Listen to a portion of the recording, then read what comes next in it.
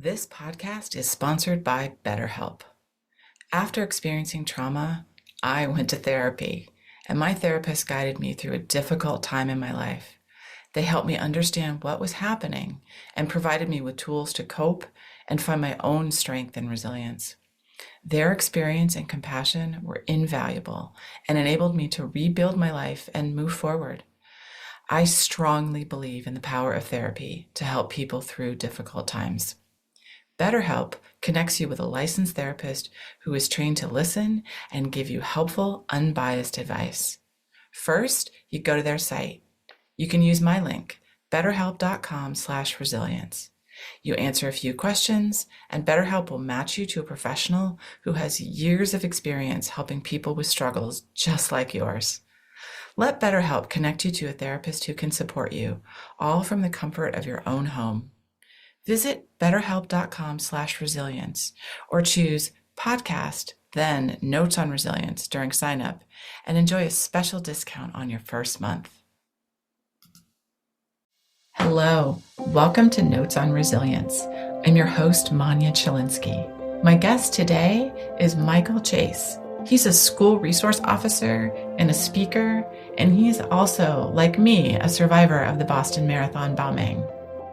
We're nearing the 10th anniversary, and he and I talked about what is resiliency and how there isn't really a quick fix, and how it's okay to be vulnerable, and to remember as we're dealing with something difficult that we are not alone. I think you're going to really enjoy this conversation. Hi, Michael. I'm so excited to be talking to you today. Thank you so much for having me on. I really appreciate it. All right. Before we get into all the details and we learn why you and I are talking today, I want to ask you, if you could have a superpower, what would that be?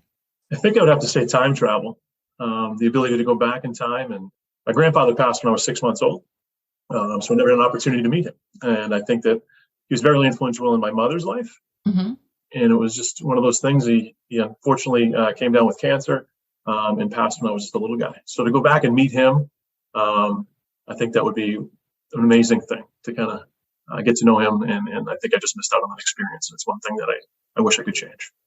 Yes, that would be amazing. I bet a lot of us have someone in our life we would love to go back and meet. Yeah. That's really special. Thank you for sharing that. So let's get into, who are you? What do you do? And how is it that you and I are talking today? Well, we met through an unfortunate circumstance and kind of putting this all together now, about 10 years later, coming up soon. We both happen to be at the Boston Marathon in April of 2013. Mm-hmm. And we met through the Speakers Lab. We both kind of found our way and landed here. I was unfortunately and fortunately at the second explosion, about 15 feet from the second blast. And through conversation with you, realized that you were about 200 yards closer to the first explosion, where you were right at the finish line. Yeah. So, made our paths cross, and here we are today to kind of catch up and get to know each other and share experiences. Yeah, absolutely. And tell us, what do? You mentioned that we met in the Speaker Lab, so you must be speaking about your experience? I am, yeah. So I'm a cop. I work as a school resource officer during the day. Mm-hmm. And I started just kind of speaking about my experience in Boston and what happened that day. Through the school, I approached the administration about 5 years ago when I started at Essex North Shore Agricultural and Technical High School in Danvers, Mass. I started as a school resource officer with a huge goal of, and it was the strategic plan for the school at the time too, was to positively impact school culture. Mm-hmm. So I was trying to think of ways that I could do that. And since the tragedy at the marathon, I've always focused on the positive, all the wonderful things that came out of it in the minutes, the weeks, the months after. Mm-hmm. And I thought that this was an opportunity to also kind of bring some of that to the school. So we created KindessWeek, which is celebrated the week leading up to the Boston Marathon. So it's the week before our April vacation in Massachusetts. We take an April break. A lot of schools in different parts of the country celebrate a spring break, but in Massachusetts, we do a week off in April. The wonderful things that One Boston Day has created and the opportunity to pay it forward and give back and say thanks to people, first responders. We have our students, we give them about 30 or 40 different opportunities to say thank you to kids and to other students, to teachers, to first responders, to their parents, grandparents. We encourage them to write thank you letters, or we'll be reading stories to elementary school students about kindness. We'll get our kids out into the community to kind of impact those next generation of younger guys and gals out in the community. So it's just an awesome way to give back and do that. So that's kind of led me to the speaking career. I speak to the students each year about this. I talk to them a little bit about my experience, and then I share with them the importance of kindness through the lens of the marathon and One Boston Day. Right. Kind of has taken me in this path of speaking kind of more. People would say to me, hey, listen, you can command a room, you can hold a crowd. I think this is a great message and a great story about resiliency and giving back and spreading the word of kindness. People have encouraged me to do it. So I reached out to the Speakers Lab because I wasn't sure how to navigate that world. I'm not a speaker by trade. Right. So it was just an opportunity for me to get out there and spread the message. Oh, that's wonderful. And you are a speaker by trade now because it is something that you do. And I love the idea of Kindness Week, that you took your experience and wanted to, spread the good word about kindness. So I'm glad that you guys do that. And in fact, this episode is publishing during your Kindness Week. So I bet there's a lot of good stuff going on with the students. There most certainly is, yeah. We're excited. Great. So what do you think about the word resilience? So resiliency, it depends on the lens that we're looking at, right? For an individual, it's overcoming, it's doing the necessary things to move forward. I think about, from my standpoint, and just things that I talk to students about in my capacity as a school resource officer, or just anyone in general. It's overcoming something that's a difficult situation, putting your best foot forward. I think having the ability to reach out and knowing that you don't have to do this on your own. Having the ability to ask for help is a big thing for me. We do a lot of work at my building and in my profession with trusted adults and leaning on those people outside of things to realize you're not alone. But how are we going to get back to where we need to be after a traumatic event or a difficult circumstance, whether that's divorce or like not making a team if you get cut from a sports team, or just it could be something small or something really, really large, like a traumatic event like we experienced. What kind of skills can we develop to make sure that we're okay and we can work to get back to what we call our normal, or put our best foot forward to continue with our growth. Right. So I'm thinking, most of these kids this was 10 years ago. So most of these kids were pretty young when the actual bombing happened. And I guess, are they able to connect to the story, even though it's not something they personally were around to either experience or see on the news? Absolutely, definitely.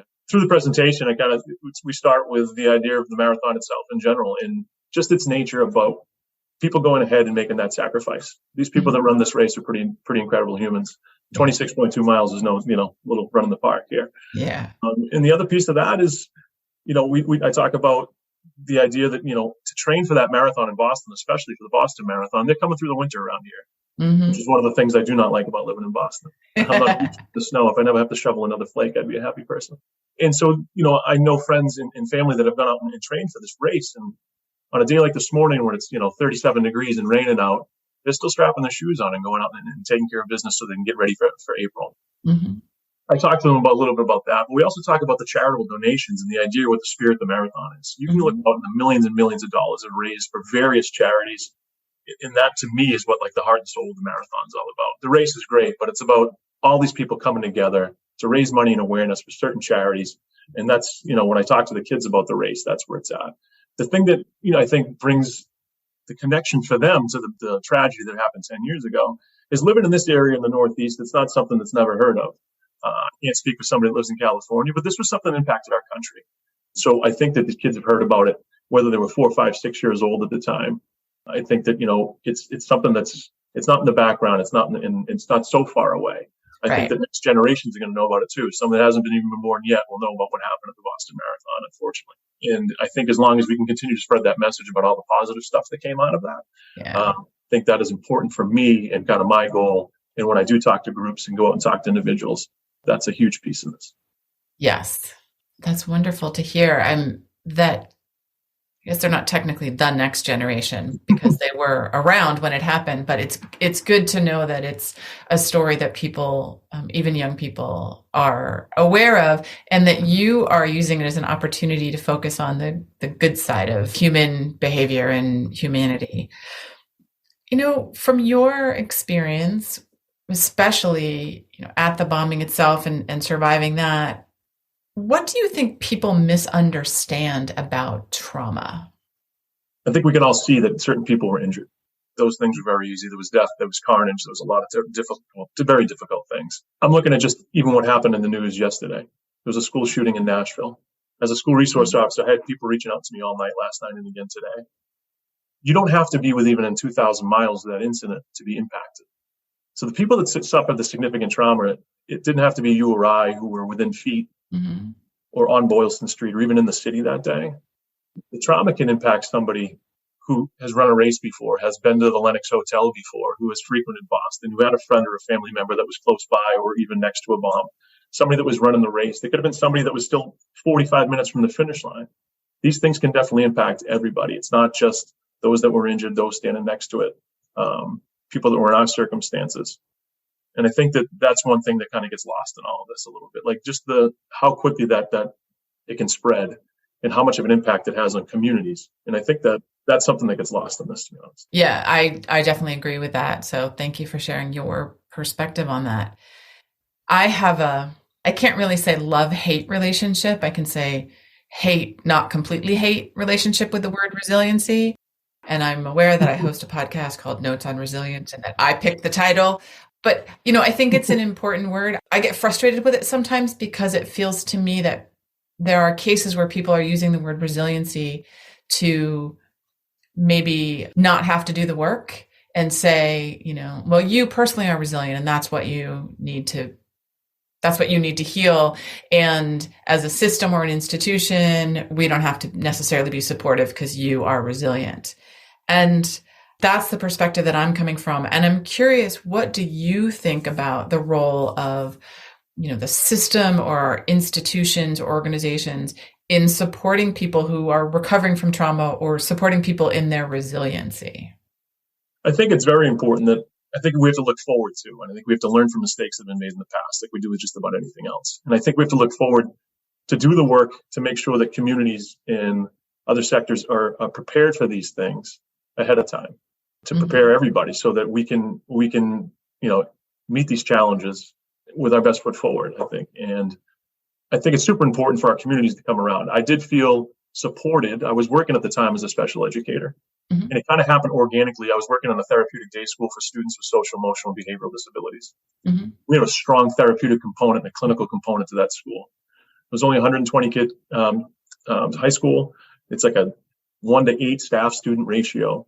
And wow. I was supported by a super supportive clinical component there with people there that were understood and trained and they could help. So when I walked back into work, I was surrounded by people that had great experience in the world of trauma. Right.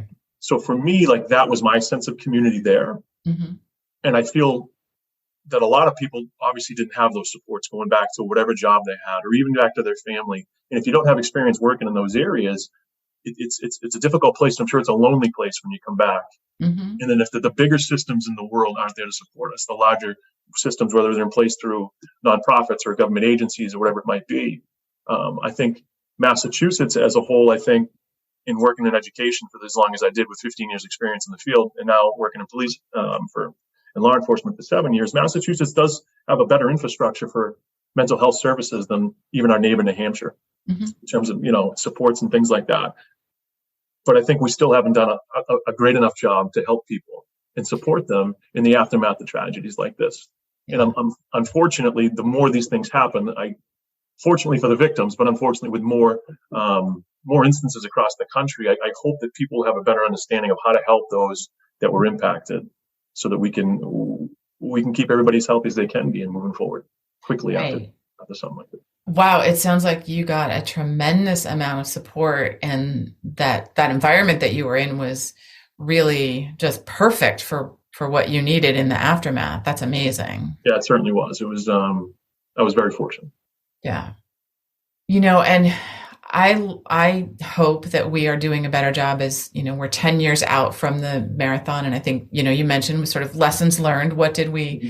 What happened that we want to not repeat the next time? And I definitely hope, I think we are paying a little bit more attention to the mental health side of things. It isn't at a level that I would like to see it yet, but I think, we're still not getting those supports for, as you mentioned, it's not just the people maybe who witnessed an event, but it's the neighbors or the neighborhood, or it's people who work in the building, didn't just perhaps weren't there in that moment, or friends of people who were there. I mean, we could describe the whole, expanding group of people, but I think we limit ourselves and we limit the ability to support people when we just think of the physical impacts and people who were standing somewhere when something happened. Absolutely. So, what's an important lesson about resilience that you have learned, whether from the bombing or maybe your experience as a school resource officer? For me personally, just from my history and things that I've experienced in my life, including the marathon, I think it's the willingness and the ability to ask for help when you're in a situation. When I speak to students, especially kids, I do spend a moment in time talking to just the boys in the group and high school children. I say, listen, guys, there's a stigma out there that we got to be tough. And I was not raised that way. That was just what society told me, right? Guys have to be strong, and we're not, you're supposed to just manage your stuff and take care of what you need to take care of, and you'll get through this. You'll be fine. So the marathon taught me that I can't do this on my own. In the days afterwards, I wasn't eating, I wasn't sleeping, I wasn't taking care of my basic needs that I need. And that was because I was struggling with all the emotions and the impacts of the things that I experienced. Yeah. And that's pretty typical in a situation like that. Yeah. And I was somebody that would talk to students and give great advice about going to talk to somebody. And I need you to, we should reach out to a therapist, a professional that can help you with the situation. And here I am going through whatever I'm dealing with in my own personal life. And I had never seen a therapist. Yeah. My parents divorced when I was 10. That was a really difficult thing for me as a young lad, right? So I struggled with that a long time. Looking back right now, I should have gone and looked for a professional to help me through some of that stuff. And I didn't. I just tried to figure it out. As a kid, I stifled a lot of my emotions. I wouldn't talk about things. I would just keep my head down and do what I needed to do. Yeah. And I think that stunted a lot of growth for me personally. And I look back, and if I could change anything, that would be one thing that I changed, would be the openness and the willingness to say, I just need some help. And I needed to do that after the marathon. So I think that you're not in any of this alone. We're not alone. And there are enough people out there. It took me 5 or 6 different therapists before I found one that was a good fit. And thankfully, I found that person that was able to help me get through some of the hurdles I needed to, so that I could get back on my feet and just get back to living. You said something, you said you just sort of keep my head down and keep working. I think that was in reference to when you were a little kid. So certainly when you don't know what the resources available are, but I do think that is something that a lot of people tend towards. Well, I'm just going to keep my head down. I'm just going to work. I myself, I did seek out mental health care, but I also wouldn't have told you at the time that I really knew what was happening with me. Mm-hmm. And it was like, I don't know what's happening, so I guess I'll just go to work. And, I think that mindset of I'm just going to head down and keep going is not uncommon. Mm-hmm. Absolutely, yeah. And we see it in day-to-day life. I see, and just in talking to kids and adults, it's just something I feel like we're programmed to do it. Yeah. And there's some piece of that it's a good characteristic to have that attitude of I'm gonna get through this and I can do that. And you need that. Right. But you're not alone, and that's the biggest piece. Yeah, I think that is really important. You mentioned the word strong, so I want to ask you how you felt about the meme, the tagline, the hashtag Boston Strong. Mm-hmm. That originated not long, I'd say within the first couple of weeks after the bombing. And there are differing opinions about how useful that was for survivors in particular. How did you find that? Was that something supportive? Was it something that frustrated you? I'm curious. I found it supportive. Mm-hmm. I felt as though, in my experience, I think the hashtag or whatever you want to call it, I think it was like a rallying cry. It was a place for people to kind of come together, I think, mm-hmm. Behind like a central message. In my experience, what I saw was I made my way to the street to help those injured in the moments, seconds after the blast. Mm-hmm. I saw strangers helping strangers. I saw people running into the fray. We saw towards the finish line, the first explosion, saw people finishing the race and turning back around and running back to help complete strangers with total disregard for a third or fourth explosion. Mm-hmm. We saw people come out of the medical tents up to help out with that, spent probably 8, 10, 15 hours there just donating and giving their time to help runners who had come across the race with dehydration or whatever injuries, ailments they were suffering from. So I felt the strength in the street that day. I truly did. I was on scene for probably 30 to 40 minutes after the explosion, helping first responders. Okay. At the time, I wasn't a police officer. I was in education. And that experience kind of sprung my career in a different direction, which was a total different path for me. But it was something that I had my eyes set on since I was 5 years old. And there was some things that got in the way. But in that moment, I said to myself, and in the days after, I said, listen, if anybody can be a police officer in this community, it can be me. And I think that I saw a lot of people that day, hundreds and hundreds and hundreds, coming to the aid of injured runners and just bystanders. Yeah. And I felt that it was a sense of the city, and I felt like they attacked the wrong city. I think that the people in Boston are known to be brawny Boston people. I went to school in North Carolina. My buddy always calls it the brawny Boston boys.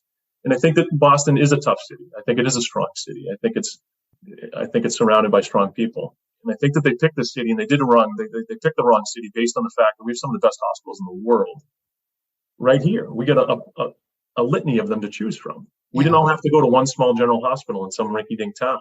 They spread the injured out across an entire community. The ambulances were prepared to take them in different places. They weren't log jammed up. They had all these things pre-planned, and they had an idea what they would do in the event of something like this. They were trained, and they were ready, and they responded.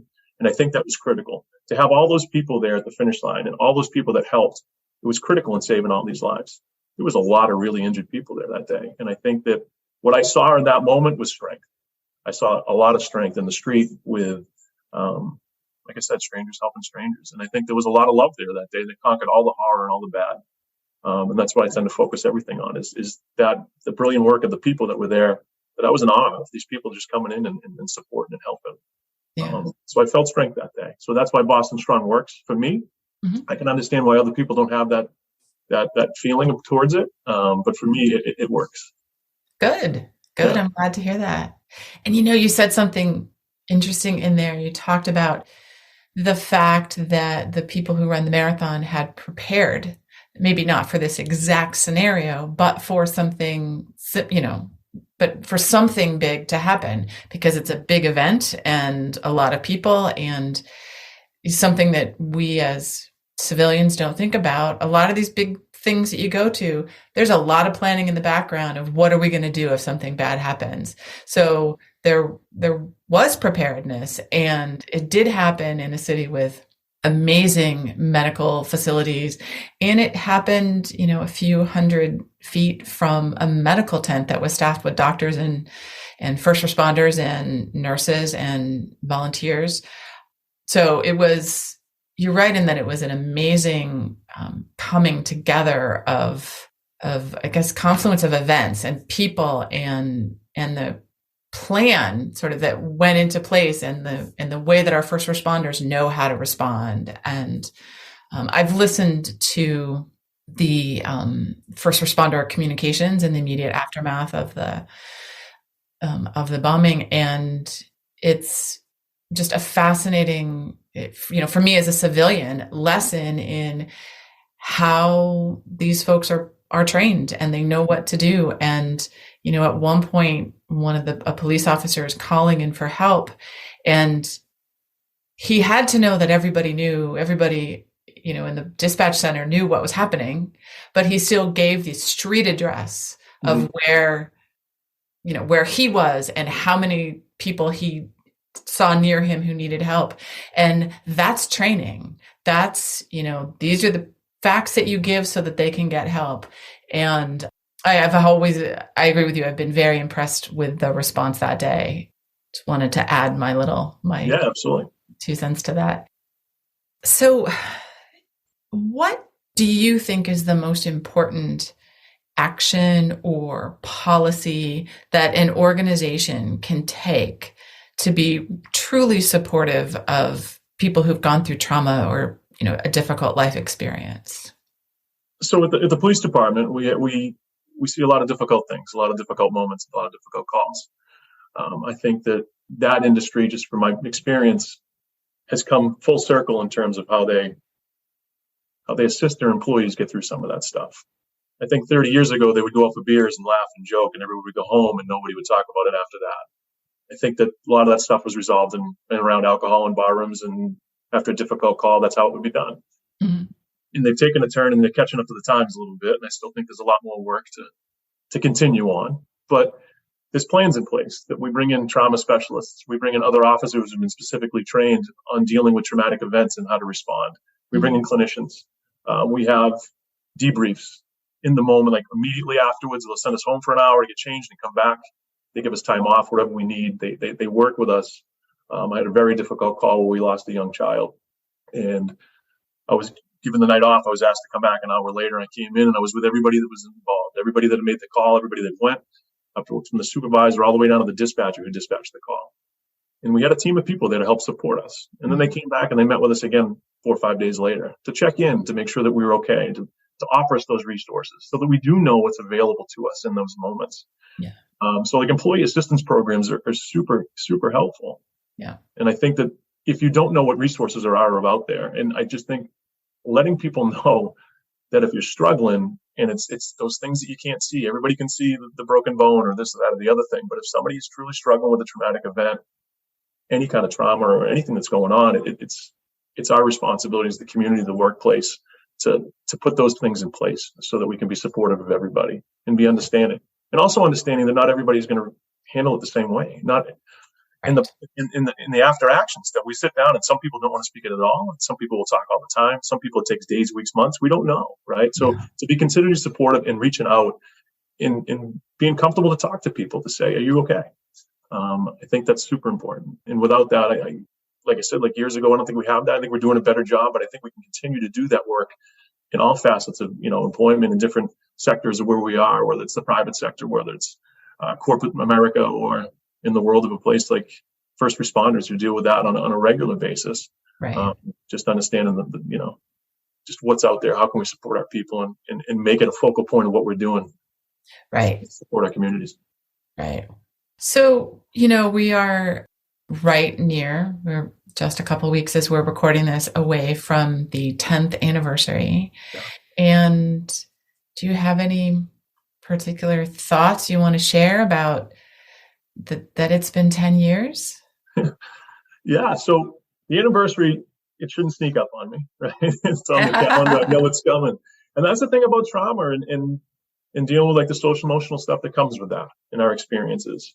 So in a couple of days and a couple of weeks after the event, when I made my way back to Boston for the very first time, I was walking down Newbury Street, making my way over to the finish line when the city opened up again. And a trash truck was dumping a dumpster into they'd flipped it. And there was the loud bang for the first time. And I'm only a few blocks from the finish line. And I stood and it was like my first panic attack ever in my life.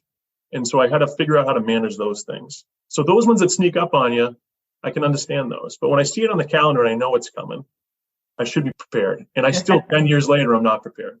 Yeah. I've been struggling to sleep the last couple of weeks. I've been woken up by dreams that I haven't had in a while. So I'm still struggling with those things. And I'm better equipped now to manage those than I ever was because of the supports I've had and going to therapy and working and doing the individual work that I needed to do to kind of work through some of that stuff and the difficulties I was having. Yeah. I can't believe it's been 10 years. I literally can't. I can't believe it. I'm happy about where I've come in my journey since then. Mm-hmm. I'm happy that I'm in the opportunity now. Like I said, you just started speaking about this and getting out and talking about it and sharing my experience and all the positive stuff in the world that's out there and the impact kindness can have and what I saw in the moments on Boylston Street that day. But I still can't believe it's been 10 years. So I actually said to somebody the other day, I said, I have to go back and find a counselor. I have to go back and speak to a therapist. I have to continue doing the work. Mm-hmm. Because of the last couple of weeks, it's kind of been, I've had some difficult moments and I don't want to have sleepless nights. I don't want to wake up with terrible dreams. And I think that once I figured, I think I got a handle on that stuff and it sneaks back up on me, now I'm better equipped to say, all right, these are the things I need to do to get my life back in check so that I can be healthy. And I want to be mental health. I can have mental health, be as healthy as I can as a person so I can be a great dad. I can be a great employee, a good brother, a good son. And those things are super important to me. And I just don't think, if I don't do the work, you're gonna be missing out someplace. So I've learned a lot in 10 years. I think there's a lot more to learn, and it's amazing. It's been a decade. I know it's sometimes it feels like it was longer ago, and then other days it feels like it was just a couple days ago. Right. So it is a very, I know some of our listeners know this experience of just how bizarre that can be. But it sounds like you're doing all the right things and to take care of yourself, and that's great. I'm so glad to hear that. You know, what would you tell your 18-year-old self about resilience? It's going to be tough days. It's a journey. It's not a quick fix. This isn't something that happens overnight. And like I said earlier, the biggest thing is you're not alone, and it's okay to ask for help. At 18, I needed somebody to tell me that. But 18, I think probably somebody did tell me that, and I just didn't listen. I know. It was like, dude, there's people in your life, and it's okay to be vulnerable and talk about the things that are the most difficult things, the things that you only talk to yourself about. Because if you don't talk about them, it's going to only stunt your growth. Yeah. So I think that's, to me, is the most important part, is looking back to say, there's a lot of work to be done, and you don't have to do it on your own. That sounds lovely. Thank you so much. So, Michael, you are a school resource officer, but you are also speaking to others about your experience. So if somebody wanted to learn more, how could they get in touch with you? I have a website that is launched. It's called, you can find me at www.michaelchasespeaks.com. Gives you a background of who I am and what I talk about. Excellent. That sounds great. And thank you so much. It's great to have this conversation with you, especially right now as we're both approaching the 10-year anniversary. It's great to connect with another survivor, even after all this time. I mean, we never met before, so right. I'm thrilled to now have you as a survivor friend. And I appreciate you having me on, and I look forward to catching up, and hopefully we talk soon. All right. Thank you so much. Thank you. I really appreciate it. Thank you for listening. I hope you got as much out of this conversation as I did. So if you'd like to learn more about me, Manya Chilinsky, I work with organizations to help understand how to create environments where people can thrive after difficult life experiences. And I do this through talks and consulting. I'm a survivor of mass violence, and I use my experience to help leaders learn about resiliency, compassion, and trauma-sensitive leadership, to build strategies to enable teams to thrive and be engaged amidst difficulty and turmoil. If this is something you want to learn more about, visit my website, www.manyachilinsky.com, or email me at manya@manyachilinsky, or stop by my social media on LinkedIn and Twitter. Thanks so much.